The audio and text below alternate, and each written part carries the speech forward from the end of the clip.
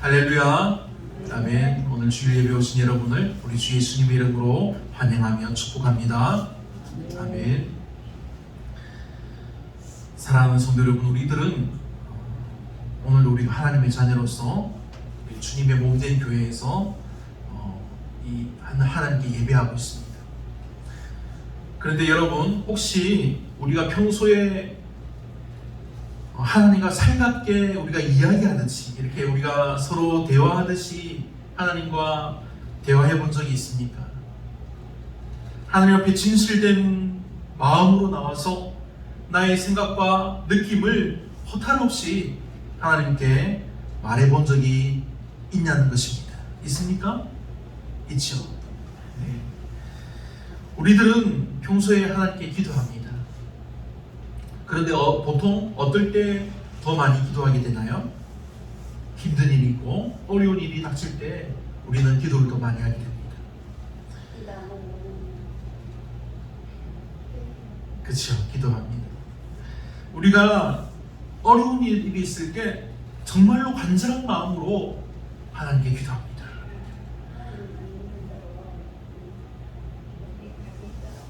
그렇죠. 네. 하나님, 제발 이 기도를 들어주십시오 하고 정말로 간절한 마음으로 우리가 부르짖어 기도합니다. 그리고 하나님께서 그 기도를 들어주신 후에는 하나님 감사합니다. 그 말 한마디로 우리가 보통 끝나는 것이 좀 대부분이었습니다. 그렇죠. 하나님께서 마음의 평안함을 주십니다. 하나님 감사합니다. 도와주셔서 감사합니다. 나의 간절한 기도를 들어주셨으니 하나님, 제가 기도하며 약속했던 것들을 다 이룰 수 있게 하여 주옵소서. 이런 기도는 우리가 보통 잘 하지 못합니다. 그리고 어떤 사람들은 하나님께 간절히 기도하는 이 기도를 하나님께서 들어서 응답해 주셨는데 오히려 자신의 기도로 이것이 이루어졌다고 자랑하는 사람도 있습니다. 우리 교회는 그런 사람들이 많이 오죠. 그런데 제가 있던 도시의 교회에서, 그리고 많은 큰 교회에서는 이런 일들이 많이 있다고 합니다. 또 어떤 사람들은, 그렇죠, 마음이 편하죠. 기도하면 마음이 편합니다. 그리고 또 어떤 사람들은 기도를 들어주셔서 역사하신 분은 하나님이신데 이 모든 것을 다른 사람이 도와줬다고, 다른 것이 도와줬다고 말하는 사람도 있습니다. 하지만 사랑하는 성도 여러분, 우리 믿음의 성도들이 하나님께 간절히 구해서 응답받은 것은 모두 하나님께서 여러분의 기도를 들어주셨기 때문에 우리에게 일어난 일이라는 것입니다. 오늘 제목과 같이 하나님께서 자라게 하심으로 우리가 자라난 것이라는 사실입니다. 오늘 말씀을 들을 때, 그리고 듣고 나서 하나님, 저도 자라게 하여 주옵소서. 간절히 구하여서 계속해서 우리 주 예수님께로 우리가 계속해서 자라가기를 우리 주 예수님의 이름으로 축원합니다. 아멘. 누가복음 11장 말씀을 보면 예수님께서 기도하시고 마치실 때 제자들이 기다렸다가 제자 중 하나가 예수님께 여쭈는 내용이 나옵니다. 예수님, 주님이요, 주여. 요한도 자기 제자들에게 기도를 가르쳐 주었습니다. 주님, 우리에게도 어떻게 기도하는지 가르쳐 주십시오. 그렇게 예수님께 요청합니다. 이때 예수님은 제자들에게 하나님께 구하는 기도에 대해서 가르쳐 주십니다. 이것이 바로 매번 우리가 예배할 때마다 우리가 그리스도인임을 확인하며 하나님께 간절히 구하는 주기도문의 내용입니다. 그런데 오늘 본문인 이 골로새 2장을 보면 예수님께서 가르쳐 주신 그 주기도문 내 내용에서 보다 더 실천적인 것까지 우리들이 해야 한다는 것을 알려줍니다. 이 말은 우리가 계속해서 주기도문만 외우며 그 자리에 앉아 있는 것이 아니라 예수님께서 어떤 일을 행하셨습니까? 가난하고 병든 자들을 찾아다니며 정말로 그 사람들을 고쳐주시고 우리 믿음의 성도들에게 우리 그렇게 하라고 가르쳐 주신 것입니다. 그래서 우리 믿음의 성도들은 오직 그리스도 안에서 행해야 한다는 것입니다. 그러니 이 그리스도 안에서 행한다는 것이 무엇입니까? 아까 말했죠? 가난하고 병든 자들을 찾아다니며 그들과 함께 행하는 것입니다. 부유하고 힘있는 권세자들과 예수님은 함께 하신 것이 아니라는 것입니다. 물론 예수님을 찾아온 부유한 자들도 있고 권세자들도 있었습니다. 그래서 예수님은 그들을 또 칭찬하기도 합니다. 하지만 예수님께서 말씀하신 것은 부자들은 하나님의 나라에 들어가는 것이 정말 어렵다는 것입니다. 그만큼 이 세상에서 많이 가진 사람들은 하나님의 나라에 들어가는 것이 힘들고 어렵다는 것을 말씀하시는 것입니다. 제가 이 말씀을 하는 것은 부자와 권력자들이 하나님의 나라에 들어가지 못한다는 것이 아닙니다. 부자들도 권력자들도 예수님을 믿었습니다. 권력자들도 예수를 믿고 로마 제국의 압제와 횡포에 대항했습니다. 하지만 이들은 그 부자와 권력자들 중에서도 아주 소수였습니다. 예수님께서 십자가에 달려서 죽으시고 그날이 저물었을 때 빌라도를 찾아가서 예수님의 시신을 넘겨받아서 장사 지낸 사람이 있습니다. 누구입니까? 아리마대 사람 요셉이었습니다. 이 아리마대 사람 요셉도 부자였습니다. 그런데 이 아리마대 사람 요셉은 예수님의 제자였다고 기록됩니다. 사도행전 이후에 보면 로마의 고관들과 그 부인들도 예수님을 믿고 따르는 이들이 있다고 기록되어 있습니다. 이름들이 그렇게 나옵니다. 이렇게 예수님을 믿는 이 부자들과 이 권력자들 그들에 의해서 그리고 예수님을 믿는 그 가난한 그 사람들에 의해서 세상은 조금씩 변화를 맞이한 것입니다. 부자와 권력자들이 예수님을 믿고 주님의 일에 힘쓰는 것은 하나님이 원하시는 거룩한 일이라는 사실을 우리가 정확히 알고 있어야 한다는 것입니다. 그런데 부자가 하나님 나라에 들어가기 힘든 것, 그것을 우리도 또 알아야 합니다. 사랑하는 성도 여러분, 우리 중에 혹시 누가 더 잘 산다고, 그리고 누가 더 힘이 있다고 혹시 지금 누군가를 생각하시지는 않습니까? 간절히 바라기는 그런 생각이 들다면 성령께서 그런 마음을 우리 속에서 없이 하여 주시기를 간절히 원합니다. 우리가 교회 안에서 함께 하나님께 예배하는 믿음의 성도들로 함께 기도하는 기도의 일꾼으로 세워졌다는 사실을 우리가 기억해야 합니다. 그래서 우리가 앞으로 오직 하나님의 믿음의 일꾼으로 계속해서 살아가시기를 간절히 바랍니다. 오늘 말씀을 통해서 우리에게 알게 하시는 것은 우리가 그리스도 안에서 행하라입니다. 그런데 오랫동안 교회를 다닌 사람들 중에 보면 자신만이 특별하다고 생각하는 사람들이 있다는 것입니다. 자신에게 하나님이 정말 큰 은혜를 주셨다는 사실입니다. 그런데 이 생각을 하면서 오해하는 것이 있는데, 다른 사람은 은혜를 조금 받았는데 자신만 유독 하나님께서 사랑해 주셔서 정말 은혜를 듬뿍듬뿍 주신다는 것입니다. 과연 그럴까요? 물론 하나님이 더 사랑해 주시는 믿음의 사람들이 있습니다. 하나님 말씀을 더 잘 듣고 더 잘 대답하고 더 열심히 행하는 그런 믿음의 사람들이 있습니다. 이런 사람들은 하나님이 급한 일을 하시는데 사용하십니다. 그런데 교회에 오래 다닌다고 그렇지 않지 않습니까? 이분들은 자신만 그런 은혜를 받았다고 생각하고 교회를 시끄럽게 하고 소란스럽게 합니다. 하지만 교회는 정말 많은 사람이 있습니다. 정말 많은 믿음의 사람들이 있습니다. 조용히 자신이 해야 할 기도에 집중하고 열심히 기도하고 자신의 할 일을 찾아다니는 그런 사람도 있다는 것입니다. 그렇게 기도하고 직장과 집에서 자신이 할 일을 찾아서 또 열심히 일하고 또 시간이 되면 교회에 나와서도 열심히 기도하는 믿음의 성도들이 있습니다. 이분들은 교회에 그리고 자신의 주변에 급하고 영적인 어려움이 있을 때 더 기도하기를 원하는 사람들입니다.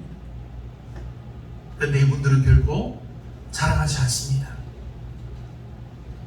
자신이 받은 큰 은혜를 오히려 가리며 숨기는 분들입니다.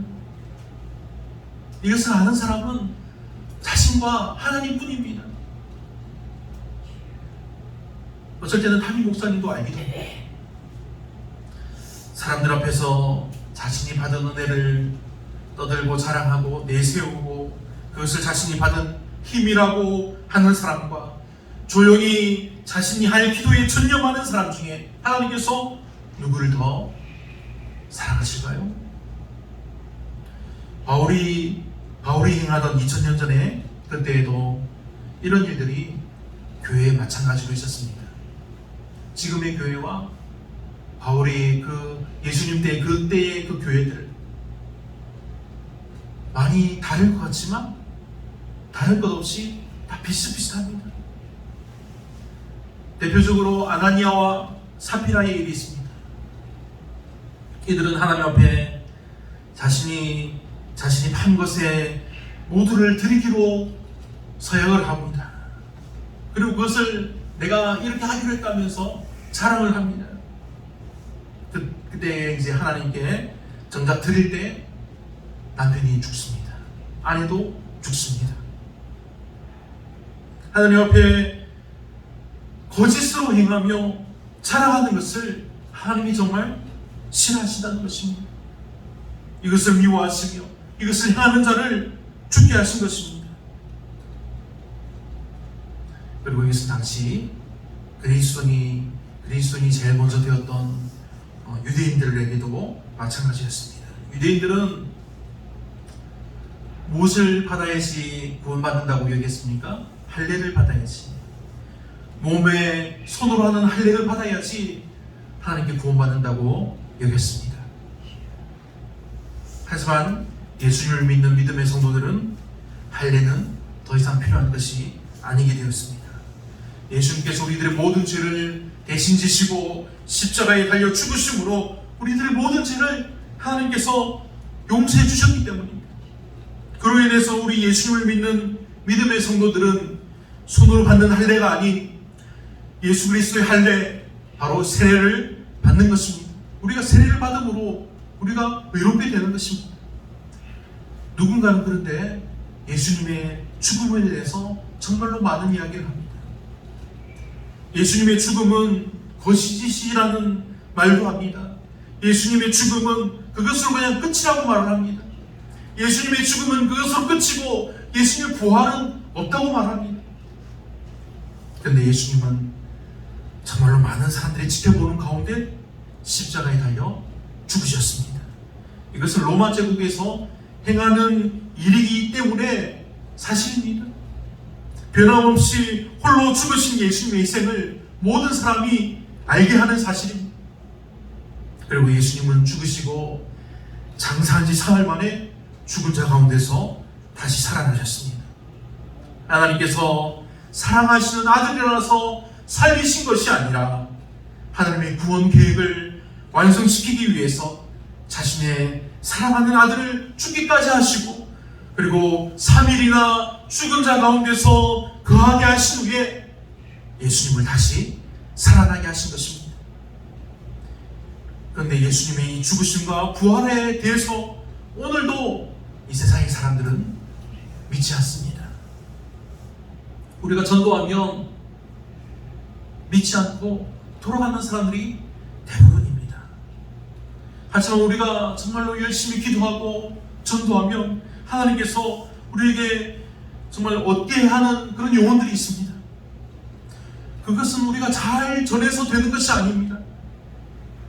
하나님께서 믿음을 주셔서 하나님의 자녀가 되는 것입니다. 하나님이 선택하셔서 하나님의 아들을 믿게 하시고 그 믿음으로 하나님의 자녀가 되는 것입니다. 어떻게 보면 우리가 예수님을 믿는 것이 우리들에게는 어려운 것이 아니지 않습니까? 하지만 예수님을 믿지 않는 사람들에게는 이것이 정말 어려운 것입니다.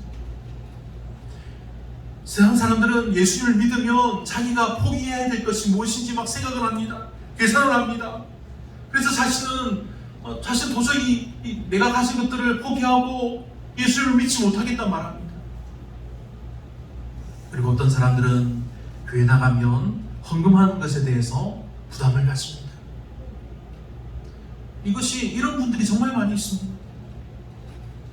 이렇게 믿음이 약한 사람들을 우리가 어떻게 보면 얕보는 것이 아니라, 그러면 조용히 다가와서 그럼 제가 헌금을 도울 테니 함께 교회에 나갑시다.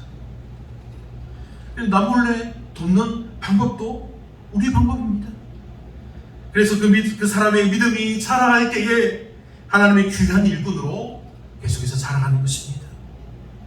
믿음이 약해서 못하겠다고 하면 믿음의 사람들은 그 부분은 우리가 도울 테니 우리가 함께 예수님을 믿어 구원받자고 계속해서 우리가 전해야 하는 것입니다. 그래서 소용없더라고. 내 친구가 나 가비 돈내는 보고 그때 그래 내가 저런식 내간다고. 그렇죠. 그래도 우리가 그것을 포기하지 않고 계속해야 합니다. 나하고 가비 지금 애들은 나 믿어요. 여기서 산지 내가. 그렇죠. 그분의 자녀들을 믿지 않습니까? 그렇죠. 그게 또 하나님 은혜이지 않습니까? 너만 아는데 죽은 놈이 돈 내는 거 그걸 떼고 알아. 그렇죠. 그래도 우리가 포기하지 않고 계속해서 진행해야 합니다. 오늘 말씀을 보면 십자가로 그들을 이기셨느니라는 말씀이 있습니다. 십자가는 예수님께서 달려 죽으신 자리입니다. 그런데 예수님은 이 십자가로 세상의 통치자들과 권력자들을 무력화하고 오히려 그들을 드러내어서 구경거리로 삼으시고 십자가로 이기셨다고 말씀합니다. 이것이 과연 무슨 말씀일까요? 그 앞에 14절을 보면 하나님께서 우리를 거스르고 우리를 대적하는 의문에 쓴 증서를 도말하시고 제하여 버리사 십자가에 못 박으시라고 하였습니다. 여기서 말하는 우리를 거스르고 우리를 대적하는 의문에 쓴 증서는 우리 인간들의 죄를 역설적으로 말해주는 것입니다. 왜냐하면 율법은 그 자체로 선한 것입니다. 하나님께서 우리에게 주신 계명입니다. 그래서 이유 없이 우리 인간들을 고소하고 해야 하지 않습니다. 율법이 인간을 거스르고 대적할 때는 오직 인간이 범죄했을 때뿐입니다. 그런데 하나님께서 이것을 어떻게 하셨다고 합니까? 도말하시고 제하여 버리사 십자가에 못 박으셨다는 것입니다. 하나님께서 그리스도의 십자가를 통해서 우리 인간들의 죄를 용서하심으로 율법의 정죄를 무효화시키신 것입니다. 사랑하는 성도 여러분, 하나님께서 이 모든 것을 행하셨다는 사실을 우리가 기억해야 합니다. 율법이 우리에게도 큰 역할을 합니다. 우리가 어떻게 살아야 할까 고민하고 우리가 기도할 때도 율법에 적힌 것을 우리가 묵상하고, 하나님 우리가 이때는 어떻게 하는 것이 좋습니까? 어떤 것이 옳습니까? 하고 기도할 때 우리가 율법의 모든 것을 다 알지도 못해도 우리가 지키는 것이 있지 않습니까? 십계명입니다.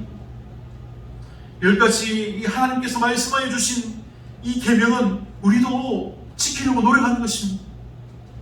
그런데 하나님께서 말씀하실 때 예수 믿는 성도들이 이 십계명을 다 지키지 못하면 구원받지 못한다고 말씀하시면 우리가 어떻게 될까요?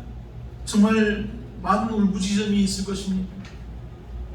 그만큼 하나님의 율법은 어렵고 어려운 것입니다. 그것이 선한 것이기 때문에 더 어려운 것입니다. 그래서 하나님은 인간으로 하여금 율법을 행함으로 구원을 얻도록 하지 않으셨습니다. 하나님은 예수 그리스도의 죽으심과 십자가의 죽으심과 부활하심을 믿고 따르는 이들을 구원하기로 작정하시고 우리들에게 구원의 문을 열어주신 것입니다. 로마서 3장 19절 이하 23절과 24절의 말씀에 이것이 기록되어 있습니다. 모든 사람이 죄를 범하였음에 하나님의 영광에 이르지 못하더니 그리스도 예수 안에 있는 속량으로 말미암아 하나님의 은혜로 값없이 의롭다 하심을 얻은 자 되었느니라. 아멘. 사랑하는 성도 여러분, 우리들은 정말로 많고 많은 이 세상에 좀 허다한 사상과 정말 수많은 종교와 그리고 그 믿음, 신앙들 사이에서 이 세상을 살아가고 있습니다. 그러나 이 세상의 주인 되신 하나님께서 이 세상을 구원하시는 길로 주신 것은 오직 예수 그리스도를 믿는 믿음으로만 되어진다고 말씀하시고 약속하신 것을 우리가 믿습니다. 그러니 사랑하는 여러분, 오늘 말씀의 제목대로 하나님께서 우리를 자라게 하심으로 우리가 자라는이라는 말씀을 기억하시길 바랍니다. 우리가 오직 우리를 사랑하셔서 우리들에게 베풀어 주시는 하나님의 은혜로 말미암아 계속해서 우리가 예수님께로 자라갈 수 있게 하셨으니 우리가 힘을 내어서 믿음으로 예수님께로 계속해서 자라가기를 우리 주 예수님의 이름으로 축원합니다. 아멘.